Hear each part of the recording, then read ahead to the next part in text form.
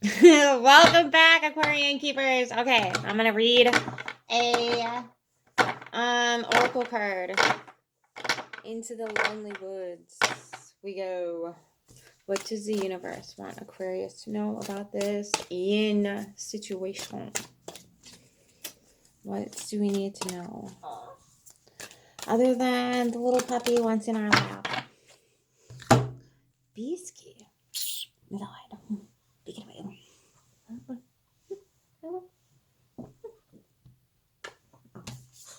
So, Aquarius. You got the same one. I think Leo and Sagittarius had this for the grief reading. Into the lonely woods. To walk the lonesome road. Aquarius. That's okay. If anybody can handle it, Aquarius can. And that is card number uno. Okay. What are you doing?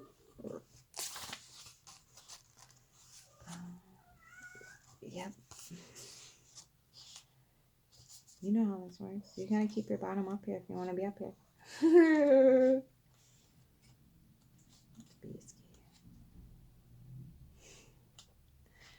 Oh, what happens to Betsy? Okay. Good. You got this? Okay. To walk the lonesome road. Foolish, they say, to walk this strange path. Can't even see it with the peaks. Okay. Nope, that's not gonna work either. Okay.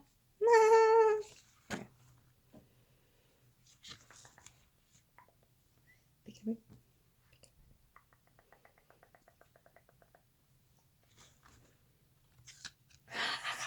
I'm just gonna have a heyday here. Having fun. Okay. There you go. Okay. So, loneliness will become your only... They foolish, they say, to walk the strange path. Loneliness will become your only companion, they say, as you take those first steps onto the lonesome road to your own self. This is not an adventure. No indulgence, no needless seeking. This is a pilgrimage of the soul. And the time you need to spend on the path you have chosen, which truly has chosen you, may make you weary. And there could be doubt, and there will be moments where your only companion is the voice inside your head. And that is the point. For when you hear that voice clearly, for almost the first time, listen. Speak with it. See what you have been saying to yourself. And with each footstep, watch the words become more encouraging, loving, and filled with self-love. Okay. So sometimes when we tell the energy that holds a lot of pieces in its hand that we are not interested, when we can see through, right? If anything, Aquarians can, they can see through it. It can put us in a space like this, totally, indefinitely. And I can tell you, as one who's experienced this on a multitude of different layers and levels of life, it will be tempting to think that maybe you're on the wrong path, maybe you're doing it wrong, that you need to change something within yourself that's driving you to, be this way, right? But this is your energy. So, why this energy is popular, we could spend years talking about, right? Why this energy is so popular. It's because you're supposed to show the rest of us what this energy is, how to embody it, and how to move forward with it. And that means knowing it thoroughly. Now, when you have outside forces pushing in on you, it's hard to know this. It's hard to know your own energy when you have, programming coming from this side, programming coming from this side, and programming coming from this side, front, back, and up, down, and all around. So when you do the lonely path, it's for you to get to know you. It's not for you to be tortured, right? We kind of live in this weird world that if you don't have a quote unquote healthy social life, that you're somehow bad or wrong. Okay? We need to kind of knock that off and give people their space and stop judging them all the time, because that's not going to help the situation. They're trying to get to know themselves. Support them in that. Be like, hey, if you need anything, just hit me up. I'm here for you. And leave it at that. You can let them know, hey, I miss you. You want to hang out? There's nothing wrong with that. But if they say, maybe another time, don't take it personally and don't shame them for it. Don't be like, you need to get out and live a little. Most of us hear those words, like, you need to get out of your shell. And we're like, this person just wants to get me drunk and stupid. That's what some of us hear. You need to break out of your shell and you need to loosen up a little. All we hear is, I'm going to get you smashed and see what giggles I can get out of it. That's what we hear. So stop saying that to people. We need to honor each other's states just the way we are. We don't need to push our societal programming on other people because we feel pressured to be in a certain way. If you want to fix that, don't be the recruit for somebody else to conform. Be like, okay, look at what this person's doing. They're fucking rocking it. How can I do that? What are the steps I can take to step into that energy? And maybe you do need to take some time off, a self-sabbatical, whatever you want to call it. There's nothing wrong with that. It doesn't make you an unhealthy, sick person to want to be in a solitary energy where not everything is pushing you in whatever direction that outside thing wants you to go in. Finding your own sovereign power and standing in it is exactly what the freaking globe needs right now. And if you know an Aquarius, just watch. Just watch and observe. Hey, how is this person going about their lives right now? Because the more we come to terms with the fact that we don't need to be so disturbed by being just with ourselves, that we can just sit with ourselves and hold space and honor exactly what we need to be in life, rather than, listening to what the dude on the news says, or, what the rest of the family thinks you should do, or society, this whole, if you don't become a doctor or a lawyer business, if you don't get involved in a major corporation, you're going down. That's not, I think we're seeing that on the planet right now.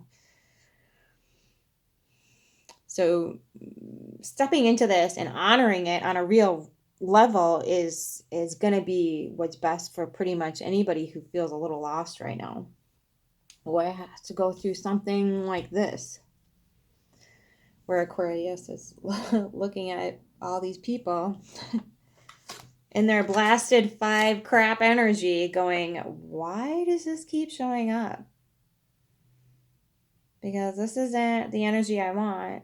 This is not what I asked for. This is not where I'm coming from. What's happening? This is my energy. You need to learn how to keep it, and keep it sovereign. Keep it protected. Keep it safe. And hold it sacred. I miss you. He might be off on a lone journey, but as you can tell, he is not alone. He, she, they. Freaking, oh my god, I love this deck. It's so freaking cute. Right? Look at that beastly little Bigfoot. Nah, I'm not into Bigfoot, but if I was, this is how I would see them. Right? Dude, you may be a beastly character, but look at all the little buddies you're gathering. Those spirit guides and totem animals. Things to help you, lead the way. Crows and ravens are wisdom bringers. They're messengers from the other realm. Listen to spirit. And when you go into nature, notice what kind of animals are floating around. They have real medicine. They have real guidance for you. They'll either highlight what you're ignoring or amplify what you're already doing. It's really interesting. So look up the spirit meaning for animals. And, maybe trees. What kind of tree is this staff made out of?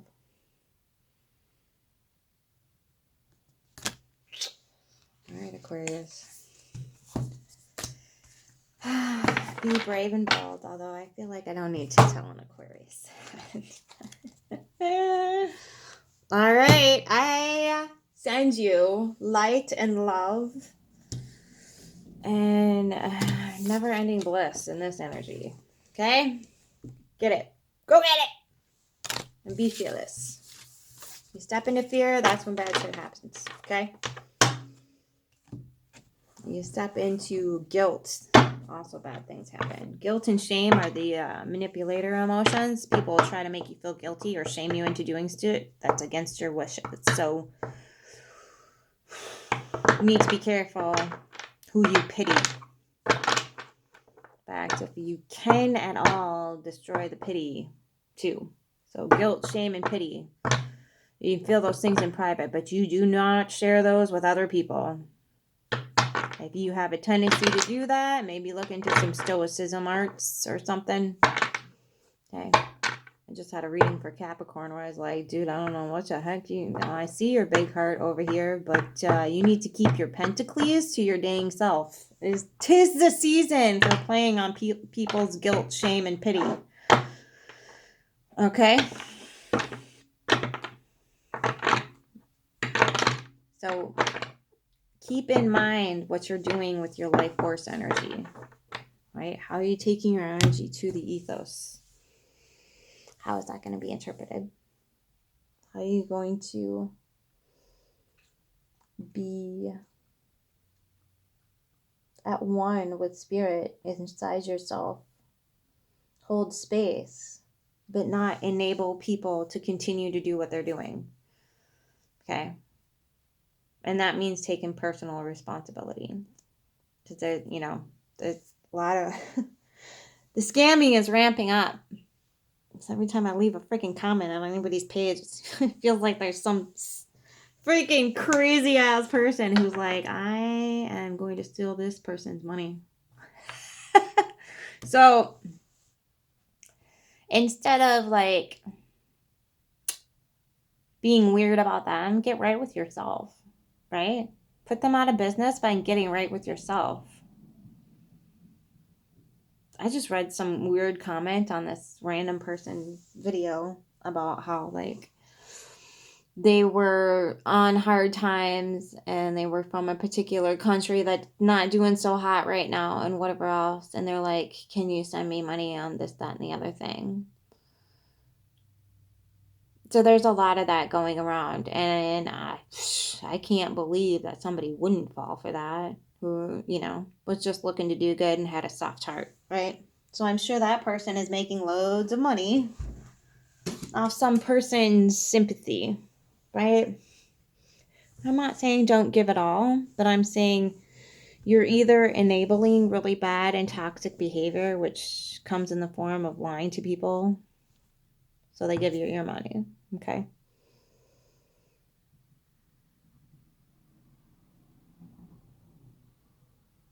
Because is that the happiest life for someone to lead? Creating lies for a living and then just to get people's money? Do you think that's that person's purpose? Would you want that purpose for yourself, for your family, for your loved ones?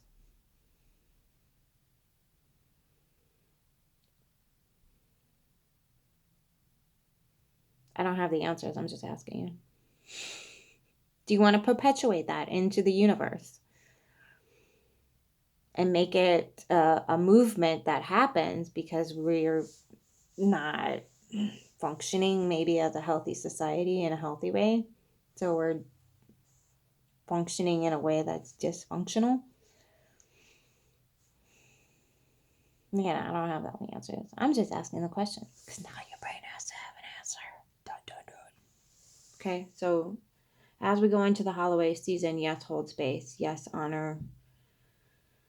And be grateful for every single solitary blessing you've been given, including the stuff you thought was bad. Make some space for that and see if you can find the good in it.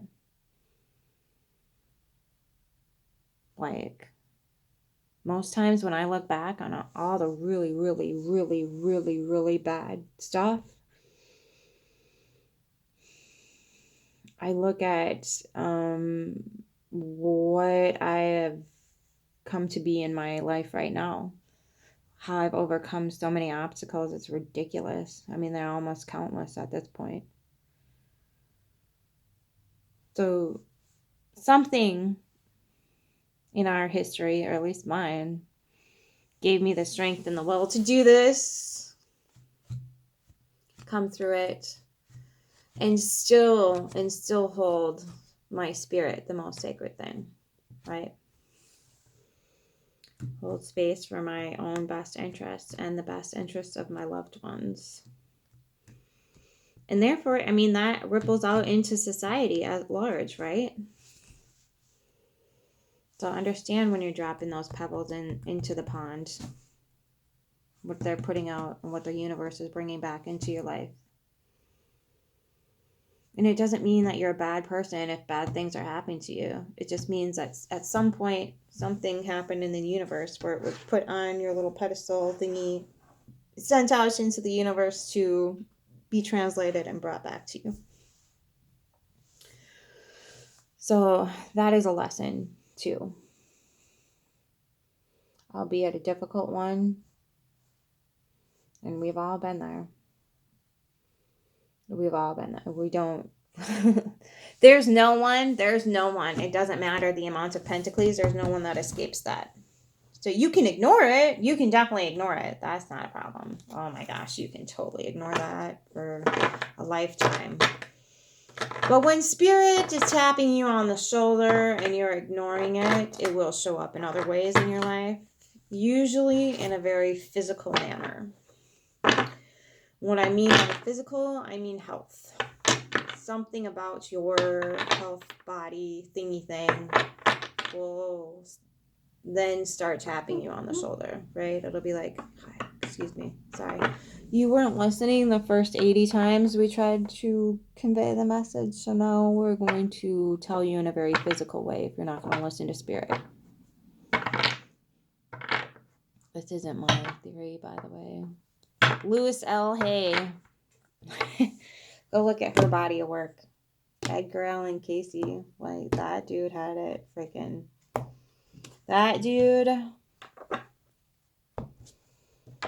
Edgar Casey. Go see a book. He did remote healing energetically. But it had to do with changing the modality, the thought process you have about a certain area of life, because our bodies are connected to certain thought processes that we have about certain areas of life. It's not woo-woo. It's not. We like to think it is because, the white coats don't want to do any research on that because it's not going to get them any pentacles, right? It's not going to put any money in the bank. It's not going to increase the bottom line because you can't patent an idea.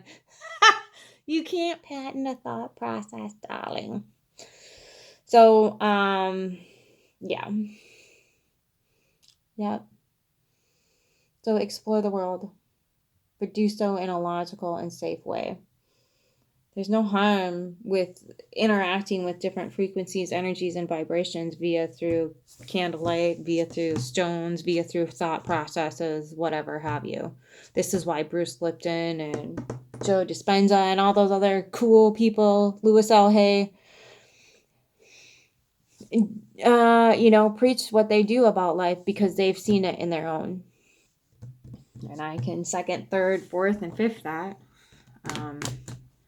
But it's more of an unbinding thing because people do this whole positive manifestation thing and then they get frustrated that it didn't work for them. And the reason why it's not going to work for you is because you're bound to something else. You've bound your spirit, your life force energy to something that's holding you back.